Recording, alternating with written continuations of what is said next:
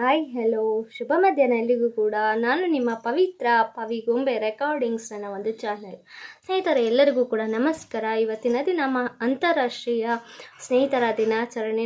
ನನ್ನ ಕಡೆಯಿಂದ ಎಲ್ರಿಗೂ ಕೂಡ, ಪ್ರತಿಯೊಬ್ಬ ಸ್ನೇಹಿತರಿಗೂ ಕೂಡ ನನ್ನ ಕಡೆಯಿಂದ ಸ್ನೇಹಿತರ ದಿನಾಚರಣೆಯ ಶುಭಾಶಯಗಳು ಅಂತ ಹೇಳ್ತಾ, ನಾನು ಒಂದು ವಿಷಯವನ್ನು ಹಂಚ್ಕೋಬೇಕು. ಯೂಟ್ಯೂಬ್ ಬಗ್ಗೆನೇ ಹಂಚ್ಕೋತೀನಿ, ಓಕೆನಾ. ನಾನು ಇವತ್ತಿಗೆ ಐ ಥಿಂಕ್ ನಂಗೆ ಡೇಟ್ ನೆನಪಿಲ್ಲ. ನಾನು ಈ ತಿಂಗಳಿಗೆ ಬಂದರೆ ನಾನು ಯೂಟ್ಯೂಬ್ ಜರ್ನಿ ಸ್ಟಾರ್ಟ್ ಆಗಿ 10 ಮಂತ್ಸ್ ಆಗಿದೆ. ಇನ್ನು 2 ಮಂತ್ಸ್ ಅಷ್ಟೇ ನನಗೆ ಬಾಕಿ ಇದೆ 1 ಇಯರ್ ಕಂಪ್ಲೀಟ್ ಆಗೋದಕ್ಕೆ. ಇನ್ನೇನು ನಾನು ಆಫ್ ಮೋನೋ ಮಾಡ್ಕೊಳ್ಳೋದಕ್ಕೆ ತುಂಬಾ ಹತ್ತಿರದಲ್ಲಿದ್ದೀನಿ. ಒಂದಷ್ಟು ಮೆಟ್ಟಿಲುಗಳನ್ನು ಹತ್ತಬೇಕು ನಾನು.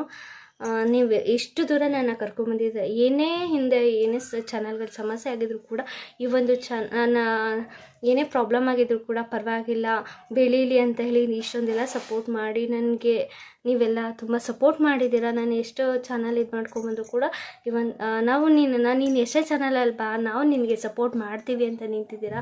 ನಿಮಗೆಲ್ಲರಿಗೂ ಥ್ಯಾಂಕ್ ಯು ಸೋ ಮಚ್. ಹಾಗೆಯೇ ಹೊಸಬ್ರೆಲ್ಲ ಜಾಯ್ನ್ ಆಗ್ತಿದ್ದೀರಾ ನನ್ನ ಒಂದು ಯೂಟ್ಯೂಬ್ ಕಮ್ಯುನಿಟಿಗೆ. ತುಂಬಾ ಖುಷಿ ಆಗ್ತಿದೆ. ನನ್ನ ಮಾತುಗಳನ್ನು ಎಲ್ಲರೂ ಕೂಡ ಇಷ್ಟಪಡ್ತಿದ್ದೀರಾ. ನಿಮ್ಮ ಮನೆ ಮಗಳು ಅಂತ ನನ್ನನ್ನು ಟ್ರೀಟ್ ಮಾಡ್ತಿದ್ದೀರಾ. ಅದಕ್ಕೂ ಕೂಡ ನಾನು ತುಂಬ ಚಿರಋಣಿಯಾಗಿರ್ತೀನಿ. ನಾನು ಏನು ಹೇಳಬೇಕು ಅಂತ ಗೊತ್ತಾಗ್ತಿಲ್ಲ. ತುಂಬ ಜನ ಹಾಡ್ಕೊಂಡ್ರು, ಹಿಂಗೆ ಹಾಡೋದಿಕ್ಕೆ ಬರೋಲ್ಲ, ಹೆಂಗಿಂಗೋ ಹಾಡ್ತೀಯಾ, ನೀನು ನೋಡಿ ಕಾಮಿಡಿ ಪೀಸ್ ಆಗಿದೆ, ಏನೇನೋ ಮಾತಾಡಿದ್ರು. ನಾನು ತಲೆ ಕೆಡಿಸ್ಕೊಳ್ಲಿಲ್ಲ. ನಾನು ಹಾಡು ಹೇಳ್ತೀನಿ, ನನಗೆ ಹ್ಯಾಪಿ ಇದೆ. ಬೇರೆಯವ್ರು ಏನು ಅಂದ್ಕೊಂಡೆ ನನಗೇನು ಅಲ್ವಾ. ಇನ್ಕ್ಲೂಡಿಂಗ್ ನಮ್ಮ ಟಾಮಿ ಕೂಡ ನನ್ನ ಸಾಂಗನ್ನು ಇಂಟ್ರೆಸ್ಟ್ ಅಂತ ಕೇಳ್ತಾರೆ. ಅವನಿಗೆ ಗೊತ್ತಿಲ್ಲ, ಅವನಿಗೆ ನಿದ್ದೆ ಬರುತ್ತೋ ಅಥವಾ ನನ್ನ ಸಾಂಗ್ ಕೇಳಿದ್ರೆ ಅವ್ನಿಗೆ ಏನು ಅನಿಸುತ್ತೋ ಗೊತ್ತಿಲ್ಲ. ಬಟ್ ಅವ್ನು ನಾನು ಹಾಡು ಹೇಳುವಾಗ ಇರ್ತಾನೆ, ನಾನು ಲೈವ್ ಮಾಡುವಾಗ ಇರ್ತಾನೆ. ನನಗೆ ತುಂಬ ಸಪೋರ್ಟಿವ್ ಆಗಿ ನಮ್ಮ ಟಾಮಿ ಕೂಡ ಇರ್ತಾನೆ, ಓಕೆನಾ. ನನ್ನ ಫ್ಯಾಮಿಲಿ ಕೂಡ ಸ್ಟಾರ್ಟಿಂಗ್ ನನಗೆ ಅಷ್ಟು ಸಪೋರ್ಟ್ ಮಾಡಲಿಲ್ಲ. ಬೇಡ ಇದಲ್ಲ ಸೋಷಿಯಲ್ ಮೀಡಿಯಾ, ಒಳ್ಳೇದಲ್ಲ, ತುಂಬ ತೊಂದರೆಗಳಾಗುತ್ತೆ ಅಂತ ತುಂಬ ಹೇಳಿದ್ರು. ಅದೇ ನಾನು ಇಲ್ಲ ಏನಾಗಲ್ಲ, ನಾನು ಧೈರ್ಯವಾಗಿದ್ದೀನಿ, ನಾನು ಫೇಸ್ ಮಾಡ್ತೀನಿ ಅಂತ ಹೇಳಿ ಬಂದೆ. ತುಂಬಾ ಕಷ್ಟ ಅನುಭವಿಸ್ತೀನಿ. ಈ ಒಂದು ಯೂಟ್ಯೂಬ್ ನಾನು ಕಂಟಿನ್ಯೂ ಮಾಡೋಕ್ಕೆ ನಾನು ಎಷ್ಟು ಸ್ಟ್ರಗಲ್ ಮಾಡಿದ್ದೀನಿ ನನಗೆ ಗೊತ್ತು, ಎಷ್ಟು ಬೈಸ್ಕೊಂಡಿದ್ದೀನಿ ನನಗೆ ಗೊತ್ತು, ಎಷ್ಟು ಪ್ರಾಬ್ಲಮ್ಸ್ ಫೇಸ್ ಮಾಡಿದ್ದೀನಿ ನನಗೆ ಗೊತ್ತು. ಆದರೆ ಏನೋ ಹೇಳ್ತಾರಲ್ಲ ಗೊತ್ತಿಲ್ಲ, ನಮ್ಮ ಟಾಮಿ ನನ್ನ ಜೊತೆ ಇಷ್ಟು ಸಪೋರ್ಟಿವ್ ಆಗಿದ್ದಿದ್ದು ನಮ್ಮ ಮನೆಯವ್ರಿಗೆ ಏನು ಅನ್ನಿಸ್ತೋ ಗೊತ್ತಿಲ್ಲ. ನಮ್ಮ ಟಾಮಿ ಇಷ್ಟೊಂದು ಸಪೋರ್ಟ್ ಮಾಡ್ತಿದ್ದಾರೆ, ನಾವು ಯಾಕೆ ಬೈತಿದ್ದೀವಿ ಅಂತ. ಸೊ ಇವಾಗ ಯಾರು ಬೈತಾರೆ, ಆದರೆ ಅಷ್ಟು ಬೈಯೋದಿಲ್ಲ. ಅವರು ಕೂಡ ಸಪೋರ್ಟ್ ಮಾಡ್ತಿದ್ದಾರೆ. ನಮ್ಮ ಮನೆಯವರು ಕೂಡ ಈಗೀಗ ನನಗೆ ಸಪೋರ್ಟ್ ಮಾಡ್ತಿದ್ದಾರೆ ನನ್ನ ಒಂದು ಚಾನಲ್ಗೆ. ಅದೇ ಖುಷಿ. ಒಂದು ಹೇಳಬೇಕು ಅಂದರೆ, ಯೂಟ್ಯೂಬ್ಗೆ ಏನಾದರೂ ಸಾಧನೆ ಮಾಡಬೇಕು ಅಂತ ನಾವು ಹೆಣ್ಮಕ್ಳು ಬರ್ತೀವಿ. ಏನೂ ಮಾಡೋ ಕೆಲಸ ಇಲ್ಲದೆ ಯಾರೂ ಬರೋದಿಲ್ಲ. ಮನೆಗಳಲ್ಲಿ ಕೆಲಸ ಇರುತ್ತೆ ಅಥವಾ ಇನ್ನೇನಾದರೂ ವರ್ಕ್ ಇರುತ್ತೆ. ನಮ್ಮಲ್ಲಿರುವ ಒಂದು ಟ್ಯಾಲೆಂಟನ್ನು ನಾವು ಈ ಸೋಷಿಯಲ್ ಮೀಡಿಯಾ ಮೂಲಕ ತೋರಿಸ್ಕೊಳ್ಬೇಕು, ನಾವೇನು ಅನ್ನೋದನ್ನು ತೋರಿಸ್ಬೇಕು ಅನ್ನೋ ಕಾರಣಕ್ಕೆ ನಾವು ಯೂಟ್ಯೂಬಿಗೆ ಬರ್ತೀವಿ. ಅದನ್ನು ಬಿಟ್ಟು ಬೇರೆ ಏನೂ ಇಲ್ಲ. ನಮಗೆ ಮಾಡೋ ಕೆಲಸ ಇಲ್ಲ ಅಂತ ಏನಿಲ್ಲ. ಮನೆಯಲ್ಲಿ 4 ಕೋಣೆಗಳ ಮಧ್ಯೆ ಇದ್ದವರು ಬೇಜಾರಾಗ್ತಿರುತ್ತೆ. ಹೀಗೆ ಸೋಷಿಯಲ್ ಮೀಡಿಯಾದಲ್ಲಿ ಫ್ರೆಂಡ್ಸ್ಗಳ ಪರಿಚಯ ಆಗ್ತಾರೆ, ಮಾತಾಡ್ತೀವಿ, ಖುಷಿ ಆಗ್ತೀವಿ ಅಲ್ವಾ. ಪ್ರತಿಯೊಂದು ಕೂಡ ಯಾರೋ ಗೊತ್ತಿರಲ್ಲ, ತುಂಬ ಹಚ್ಕೋತೀವಿ, ಫ್ರೆಂಡ್ಸ್ ಅಂತ ತುಂಬ ಹಚ್ಕೋತೀವಿ. ನಮಗೇನಾದರೂ ಆದರೆ ಅವ್ರು ಏನಾಯಿತು ಏನು ಕಂಡು ಹಿಡ್ಕೋತಾರೆ, ಮಾತಾಡ್ತಾರೆ. ನಾವು ಅಷ್ಟೇ, ಈಗ ಅಣ್ಣ ತಮ್ಮ ಅಕ್ಕ ತಂಗಿ ಅಂತ ತುಂಬ ಕ್ಲೋಸ್ ಆಗಿರ್ತೀವಿ. ಅವ್ರೇನಾದರೂ ಲೈವಿಗೆ ಬಂದಿಲ್ಲ ಅಂದರೆ ಯಾಕೆ ಬಂದಿಲ್ಲ, ಏನಾಯಿತು, ಎಷ್ಟು ಟೆನ್ಷನ್ ಆಗುತ್ತಲ್ವ. ಅವ್ರು ಯಾರೂ ನಮಗೆ ಗೊತ್ತಿಲ್ಲ, ನಮಗೆ ರಕ್ತ ಸಂಬಂಧ ಇಲ್ಲ, ಆದರೂ ಕೂಡ ತುಂಬ ಸಪೋರ್ಟ್ ಮಾಡ್ತಾರೆ. ನಮಗೆ ಸಪೋರ್ಟ್ ಮಾಡೋಕೆ ಅವ್ರು ಇಂಟರ್ನೆಟ್ ಯಾಕೆ ವೇಸ್ಟ್ ಮಾಡ್ತಾರೆ ಅಲ್ವಾ. ಈಗ ನಮ್ಮ ಮನೇಲೇ ಹೇಳ್ತಾರೆ, ನಿನಗೆ ನಾನೇ ಸಪೋರ್ಟ್ ಮಾಡಬೇಕು, ಹೋಗಿ ನಾನು ನೆಟ್ ವೇಸ್ಟ್ ಆಗುತ್ತೆ ಅಂತ ನಮ್ಮ ಮನೇಲೇ ಹೇಳ್ತಾರೆ. ನಾನು ಆಗ ಯೋಚನೆ ಮಾಡ್ತೀನಿ, ನನಗೆ ಎಷ್ಟು ಜನ ಸಪೋರ್ಟ್ ಮಾಡ್ತಾರೆ, ಅವ್ರದ್ದೆಲ್ಲ ಇಂಟರ್ನೆಟ್ ವೇಸ್ಟ್ ಆಗಲ್ವಾ, ಮತ್ತು ಯಾಕೆ ಸಪೋರ್ಟ್ ಮಾಡ್ತಾರೋ ಅವರೆಲ್ಲ. ನಾನು ಈ ಕ್ವಶನ್ 1000 ಸತಿ ಕೇಳಿದ್ದೀನಿ. ಅವ್ರಿಗೆ ಮಾಡೋ ಕೆಲಸ ಇಲ್ಲ ಅಂತ ನಮ್ಮ ಮನೆಯವ್ರು ಹೇಳ್ತಾರೆ. ನಾನು ಹೇಳಿದ್ದೀನಿ, ಮಾಡೋ ಕೆಲಸ ಇಲ್ಲ ಅಂತ ಅಲ್ಲ ಅಮ್ಮ, ಅವರು ಸಪೋರ್ಟ್ ಮಾಡ್ತಾರೆ ಒಳ್ಳೆ ಮನಸ್ಸಿಂದ. ಬಡವ್ರ ಹುಡುಗಿ ಬೆಳೀಲಿ ಅಂತ ಸಪೋರ್ಟ್ ಮಾಡ್ತಾರೆ. ನನಗೆ ಅವರೆಲ್ಲ ಸಪೋರ್ಟ್ ಮಾಡೋದ್ರಿಂದ ನಾನು ಇಷ್ಟು ಮುಂದೆ ಬಂದಿದ್ದೀನಿ. ನೀವೆಲ್ಲ ಬೈದ್ರಿ, ಆದರೂ ಕೂಡ ಅವರೆಲ್ಲ ನನ್ನ ಜೊತೆಗೆ ನಿಂತರು. ನೀನೇನು ಮಾಡ್ತೀಯ ಮಾಡು, ನಾವು ಬೆಳೆಸ್ತೀವಿ ಅಂತ ನಿಂತರು. ಅಂದರೆ ನೀವು ಹೇಳಿದ್ದು ಸರಿಯೇ, ಅವ್ರು ಹೇಳಿದ್ದು ಸರಿಯೇ. ನೀವು ನನಗೆ ತೊಂದರೆ ಆಗುತ್ತೆ ಅನ್ನೋ ಕಾರಣಕ್ಕೆ ಯೂಟ್ಯೂಬ್ ಬೇಡ ಅಂದೆ. ಬಟ್ ಅದು ನಾನು ಒಳ್ಳೆ ರೀತಿಯಲ್ಲಿ ಉಪಯೋಗಿಸ್ಕೋತಾ ಇದ್ದೀನಿ. ಅದಕ್ಕೆ ನನಗೆ ಜನಗಳು ಸಪೋರ್ಟ್ ಮಾಡ್ತಾರೆ. ನಾನು ಕೆಟ್ಟ ರೀತಿಯಲ್ಲಿ ಉಪಯೋಗಿಸ್ಕೊತಿದ್ದರೆ ನನ್ನನ್ನು ಯಾರೂ ಬೆಳೆಸ್ತಾ ಇರಲಿಲ್ಲ. ನಾನು ಒಳ್ಳೆ ರೀತಿಯಲ್ಲಿ ಬೆಳೀತಾ ಇದ್ದೀನಿ ಅಂದಿದ್ದಕ್ಕೆ ಸುಮ್ಮನಾದರೂ ಎಲ್ಲರೂ ಕೂಡ. ನಾನು ಇನ್ನೇನು ಆಫ್ ಮೋನೋ ಹತ್ರ ಬಂದಿದ್ದೀನಿ. ಆ ಕಾರಣಕ್ಕೆ ನಾನು ಈ ಒಂದು ವಿಡಿಯೋ ಮಾಡ್ತಾ ಇದ್ದೀನಿ. ನನ್ನ ಹಾಡುಗಳನ್ನು ಇಷ್ಟಪಟ್ಟು ಕೇಳ್ತಾ ಇದ್ದೀರಾ. ಸ್ವಲ್ಪ ಏನೋ ಸಮಸ್ಯೆಯಿಂದ ನನ್ನ ಹಾಡುಗಳನ್ನು ಹೇಳೋದಕ್ಕಾಗಲಿಲ್ಲ. ಹಾಡುಗಳನ್ನು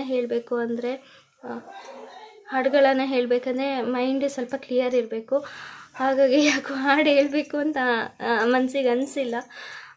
ಅದಕ್ಕೆ ನಾನು ಹಾಡನ್ನು ಪೋಸ್ಟ್ ಮಾಡಿಲ್ಲ. ಖಂಡಿತವಾಗ್ಲೂ ಮಾಡದೆ ಅಂತೂ ಇರಲ್ಲ. ನಂದು ಸಿಂಗಿಂಗ್ ಚಾನಲೇ ಪೋಸ್ಟ್ ಮಾಡ್ತೀನಿ. ದಯವಿಟ್ಟು ಕ್ಷಮಿಸಿ, ನಾನು ಸಾಂಗ್ಗಳನ್ನು ಪೋಸ್ಟ್ ಮಾಡದೇ ಇದ್ದಿದ್ದಕ್ಕೆ. ನಾನು ಪೋಸ್ಟ್ ಮಾಡ್ತೀನಿ, ಓಕೆನಾ. ಆದರೆ ಒಂದು ಮಾತು ಹೇಳ್ತೀನಿ, ದಯವಿಟ್ಟು ಕೇಳಿಸ್ಕೊಳ್ಳಿ.